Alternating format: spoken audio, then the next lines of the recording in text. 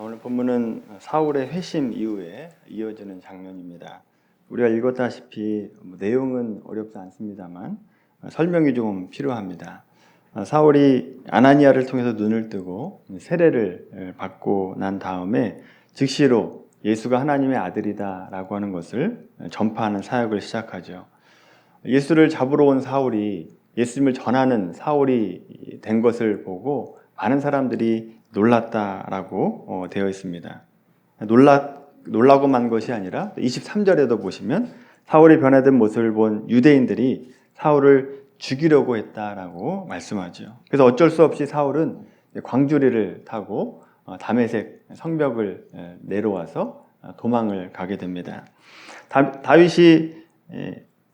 사울이 다메섹에서 나와서 어디로 가고 있다라고 되어 있습니까? 우리 성경에는 어디로 갔대요? 예루살렘으로 갔다라고 되어 있지만 사도행전 9장 25절과 26절 사이에 갈라디아서 1장 17절이 들어가야 됩니다. 갈라디아서 1장 17절 말씀 보시면 사울이 다메섹에 나와서 아라비아 광야로 갔다라고 되어 있습니다. 그곳에서 3년의 시간을 보내게 되죠. 그리고 3년 만에 예루살렘에 들어가게 되고 예루살렘에 들어가서 있었던 일이 이제 9장 26절부터 28절까지 말씀이 되는 겁니다. 3년이 지났습니다. 예루살렘에 들어갔어요. 여전히 제자들이 사울의 회심을 믿지 않습니다. 스파이 아니냐? 괜히 우리에 들어왔다가 한꺼번에 우리가 다 잡혀 들어가는 거 아니냐? 이렇게 의심을 하는 자들이 있었다라고 하는 거죠. 그래서 바나바가 등장을 합니다. 바나바가 등장해서 중재자가 되죠. 그리고 사울을 제자들에게 소개시켜 줍니다. 그렇게 오해를 풀고 나서 28절, 29절 보시면 사울이 예루살렘에서 복음을 전했다라고 기록하고 있습니다.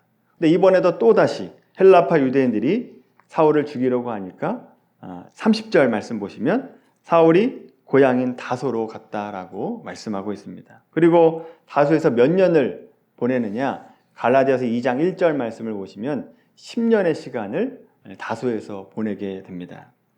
짧은 구절을 우리가 읽었습니다만 절과 절 사이에 숨겨진 시간이 있기 때문에 제가 간단하게 설명을 드렸습니다. 자, 이제 본론으로 들어가면 오늘 본문을 해석할 때 두 가지 관점으로 해석을 할 수 있습니다. 첫 번째 관점은 사울에게 집중을 해서 사울의 열심과 열정을 말할 수 있습니다. 우리가 가지고 있는 기본적인 종교적인 본성은 내가 믿는 신에게 열심을 다하고 충성을 다하고 쓸모 있는 자가 되어야 된다라고 하는 생각을 가지고 있습니다. 그래서 사울도 하나님의 부르심을 받고 하나님을 향해서 얼마나 열심과 열정을 다했는가. 우리도 그 모습을 본받아야 되겠다. 이렇게 적용해 볼 수 있는 관점이 있죠. 예를 들어서 사울이 예수 믿는 자를 그렇게 박해하다가 예수님을 만나고 지체 없이 예수님 복음을 전하는 자가 되었는데 그 열정적인 모습 우리가 배워야 되지 않겠냐. 더군다나 사람들이 오해하고 심지어 죽이려고 할 때에도 굴하지 않고 예수님을 전하는 그 모습을 우리가 보고 배워야 되겠다라고 적용할 수 있죠. 이게 일반적인 관점의 적용입니다. 오늘 본문을 보면 또 다른 관점이 있는데 간단히 말씀을 드리면 이 일을 통해서 하나님께서 무엇을 말씀하고자 하시는가라고 하는 것을 보는 겁니다. 즉 하나님이 어떤 분이시고 또 하나님께서 하나님의 사람을 어떻게 훈련해 나가시는가라고 하는 관점을 가지고 사울을 보는 거죠. 오늘 우리는 이 두 번째 관점을 가지고 본문을 해석해 보려고 합니다. 사실 여러분 성경을 가만히 보시면 성경에 나오는 인물이 어떻게 열심을 다하고 충성을 다했는가, 몸이 부서져라 충성했고 기독교 역사에 얼마나 큰 공헌을 했는가, 이것을 말하려고 하는 것이 1차적인 목적이 아닙니다. 사도행전의 사울을 예를 들면 사울이 보통 사람이 가지고 있지 않은 열정과 열심을 가지고 얼마나 사역을 했는가, 그 열정의 결과가 복음을 로마까지 전하게 되었다라고 하는 것을 보여주는 것이 1차적인 목적이 아니다라고 하는 거죠. 사울과 같은 성경의 인물을 통해서 하나님이 보여주시고 싶은 것이 바로 두 가지가 있습니다. 첫째는 하나님이 어떤 분인가를 보여주고 싶어 하십니다. 하나님이 어떤 분이신가? 아브라함의 예를 한번 들어볼까요? 아브라함이 100세 난 아들을 하나님께서 네 아들 이삭을 나에게 바쳐라 라고 말씀하십니다. 그래서 아브라함이 두말 없이 이삭과 함께 모리아산으로 가서 제물로 드리려고 가게 되죠. 여기서 우리가 봐야 될 것은 아브라함이 어떤 사람이고 어떤 신앙을 가졌길래 100세 얻은 아들을 주저없이 하나님 앞에 드릴 수 있는가, 이것을 보는 게 1차 목적이 아니다라고 하는 겁니다. 이 사건 속에서 하나님이 어떤 분인가를 봐야 됩니다. 하나님이 어떤 분이신가? 과연 아브라함은 하나님을 어떤 하나님으로 알고 있기에 100세에 난 아들을 바치라고 할 때 주저없이 갈 수 있는가? 어떤 하나님으로 알고 있었기 때문에 아브라함이 그렇게 할 수 있었는가? 라고 하는 것을 봐야 된다라고 하는 거죠. 이삭을 바치는 이 사건 속에서 성경이 우리에게 가르쳐주고 싶은 것이 바로 그런 겁니다. 아브라함이 이삭을 바칠 수 있었던 것은 하나님은 무슨 말씀을 하더라도 내가 하나님 앞에 항복할 만한 분이구나. 무슨 말씀을 하더라도 나는 그 말씀에 복종하고 충성해야 되는 하나님이시다 라고 하는 개념을 가지고 있었다라고 하는 거죠. 그러니까 하나님은 아브라함에게 전지전능하신 하나님이시고 죽은 자도 살리실 수 있는 하나님이라고 하는 개념을 아브라함이 가지고 있었다라고 하는 겁니다. 그래서 여러분, 아브라함이 믿음이 좋다라고 얘기하기 전에 하나님은 어떤 명령을 하실지라도 그 명령에 순종할 만한 분이다 라고 하는 분명한 하나님에 대한 인식을 가지고 있었기 때문에 아브라함이 그런 행동을 할 수 있었다라고 하는 거죠. 동일한 관점으로 사울의 행적을 한번 보십시오. 사울이 어떤 믿음을 가졌고 그가 어떤 열정으로 어떤 큰 사역을 했는가, 이것만 보려고 하지 마시고 어떤 고난과 역경이 온지 알지라도 사울을 막을 수 없었던 이유는 하나님에 대한 분명한 확신과 예수 그리스도를 통한 구원의 확신, 예수 그리스도만이 진리가 되신다라고 하는 분명한 그 진리가 사울을 붙잡고 있었기 때문에 사울을 그 어떤 것으로도 막을 수 없었다라고 하는 것이죠. 여러분, 사울의 생애가 그것을 증명합니다.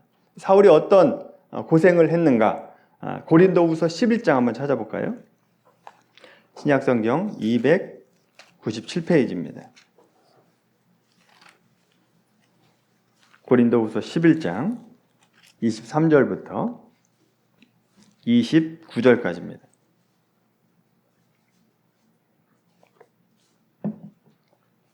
고린도후서 11장 23절부터 29절까지 같이 읽겠습니다. 그들이 그리스도의 일꾼이냐 정신없는 말을 하거니와 나는 더욱 그러하도다. 내가 수고를 넘치도록 하고 옥에 갇히기도 더 많이 하고 매도 수없이 맞고 여러 번 죽을 뻔하였으니 유대인들에게 40에 하나 감한 매를 5번 맞았으며 3번 태장으로 맞고 1번 돌에 맞고 3번 파선하고 일주야를 깊은 바다에서 지냈으며 여러 번 여행하면서 강의 위험과 강도의 위험과 동족의 위험과 이방인의 위험과 신의 위험과 광야의 위험과 바다의 위험과 거짓 형제 중에 위험을 당하고 또 수고하며 애쓰고 여러 번 자지 못하고 줄이며 목마르고 여러 번 굶고 춥고 헐벗었노라. 이 외의 일은 고사하고 아직도 날마다 내 속에 염려하는 것이라. 누가 약하면 내가 약하지 아니하며 누가 실족하게 되면 내가 애타지 아니하더냐. 아멘.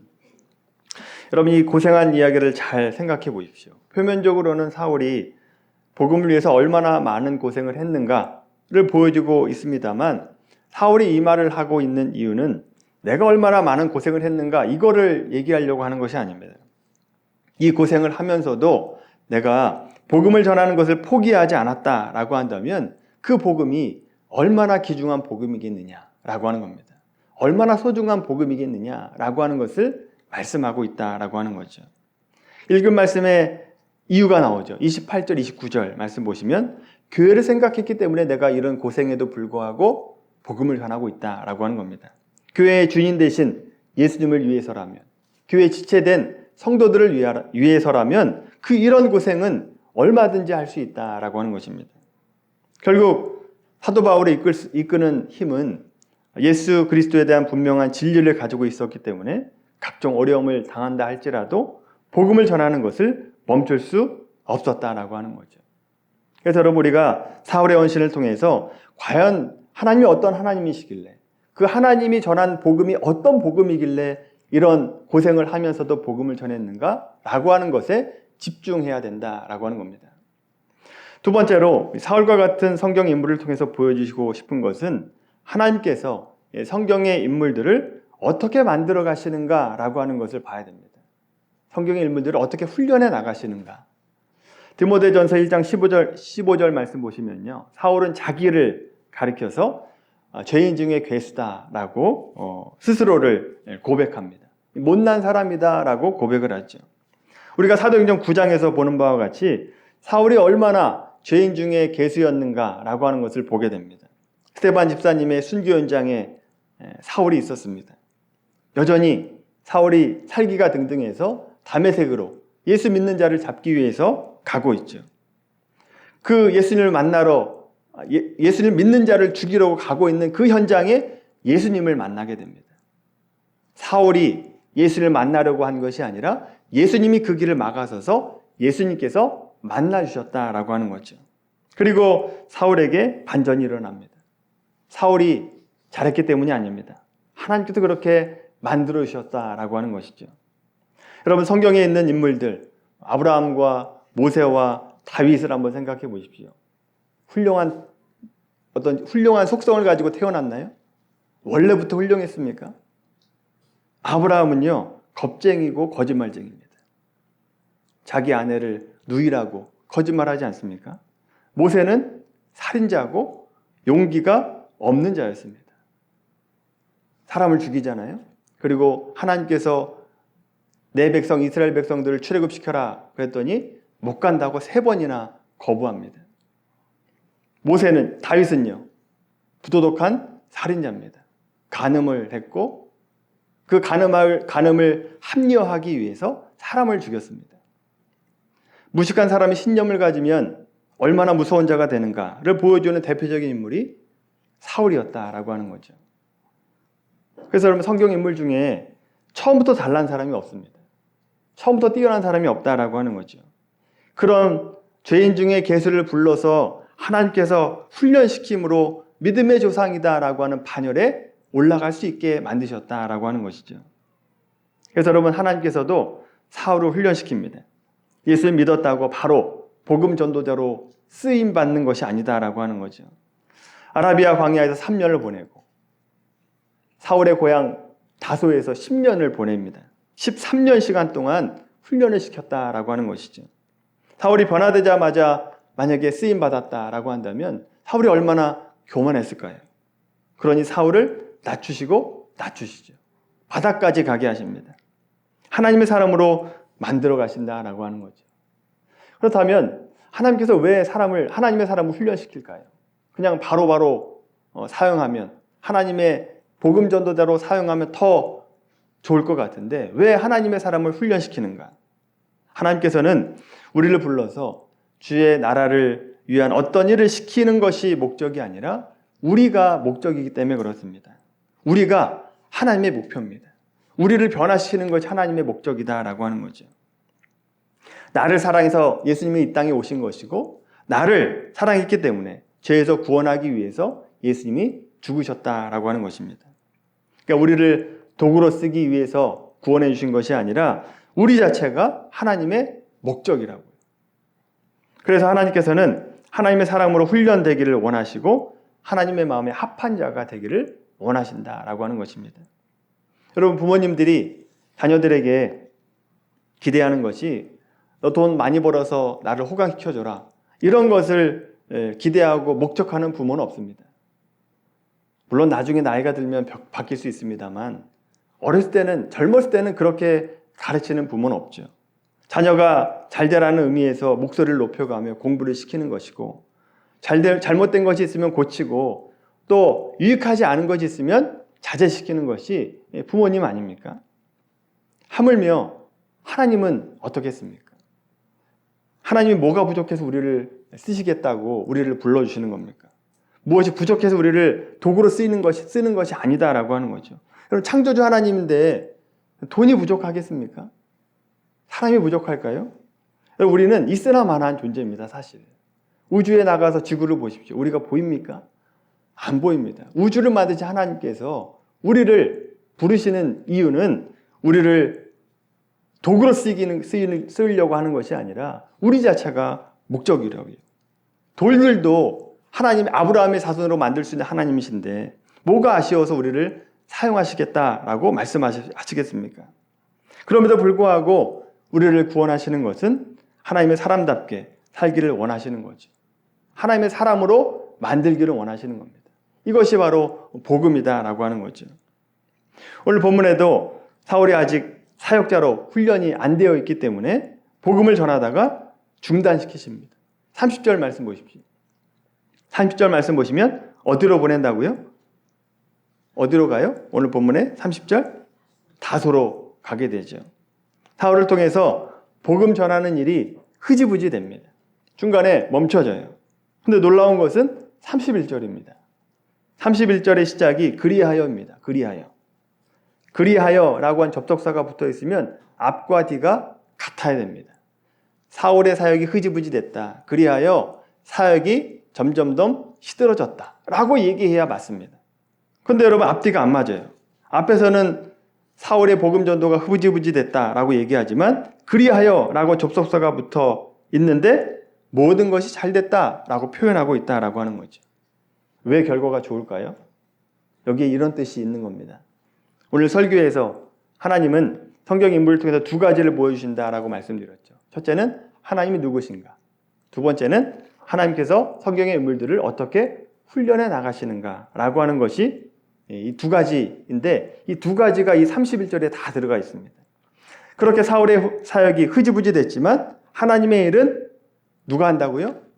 하나님이 하신다고요. 사울이 없다고 사역이 멈춰지는 것이 아니라 하나님의 일은 하나님이 하신다라고 하는 겁니다. 하나님이 어떤 하나님인가라고 하는 것을 보게 되죠. 한 사람이 실패했다고 하나님이 실패한 것이 아닙니다. 하나님의 일은 하나님이 하시는 신실하신 하나님이시다라고 하는 거죠. 또 하나, 겉으로 보기에는 사울이 실패한 것 같습니다. 근데 이것은 실패가 아니라 사울을 훈련해 나가시는 과정이다라고 하는 것이죠. 오늘 말씀을 통해서 여러분, 우리가 기억해야 하는 것은 이겁니다. 우리가 하나님께 부름을 받고 구원받은 것은 능력 있는 자가 되라고, 쓸모 있는 자가 되라고, 큰 업적을 이루는 자가 되라고 부름받은 것이 아닙니다. 이게 1차 목적이 아닙니다. 만약 우리가 하나님에 대해서 늘 이렇게 생각을 하고 있다. 하나님이 나를 평가할 때 업적을 가지고 평가한다. 얼마나 큰 일을 했는가를 가지고 나를 평가한다 라고 생각을 하면 우리는 언제나 하나님 앞에 쓸모 있는 자가 되려고 노력합니다. 쓸모 있는 자가 되려고 애쓰고 노력하죠. 얼마나 신앙생활이 피곤하겠습니까? 쓸모 있는 자가 돼야 되니까. 그리고 스스로를 볼 때 별로 쓸모없다라고 생각을 하면 낙심합니다. 나 같은 것이 뭘 할 수 있는가라는 생각을 하게 되죠. 여러분, 이런 신앙에서 벗어나려면요, 하나님이 어떤 하나님인가를 잘 알아야 됩니다. 하나님은 우리를 쓸모 있으라고 부르신 것이 아니라 나를 사랑해서 부르셨다라고 믿음을 가지셔야 됩니다. 비록 또 힘들고 어렵더라고 할지라도 하나님은 나의 모든 것을 드릴 수 있는 분이시고 나를 이 과정을 통해서 훈련시키는구나 라고 하는 것을 알아야 됩니다. 이런 믿음과 확신을 가지고 있어야 어려움 속에서도 믿음이 성장할 수 있는 자가 되는 것이죠.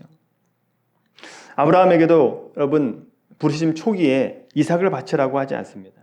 긴 시간 동안 하나님이 아브라함과 동행하십니다. 여러 가지 증거들을 보여주시죠. 그리고 나서 나중에 거의 마지막 부분에 아브라함에게 이삭을 바치라라고 명령하십니다. 히브리서 11장 18절 19절 말씀 보시면요, 아브라함은 두 가지에 대한 확신이 있었습니다. 이삭이 하나님의 자손이다라고 하는 분명한 확신이 있었습니다.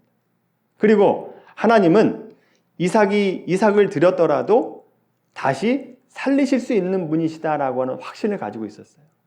이 믿음을 가지고 있었기 때문에 이삭을 바치라라고 얘기할 때 주저없이 갈 수 있었다라고 하는 것이죠. 이런 과정까지 갈 수 있도록 훈련시키셨다라고 하는 겁니다. 여러분, 우리도 이런 영적인 수준까지 올라가야 됩니다. 이를 위해서는 우리를 하나님이 훈련시키신다고. 처음에는 그게 안 됩니다. 훈련의 과정을 거쳐야 이런 과정까지도 올라갈 수 있다라고 하는 것이죠.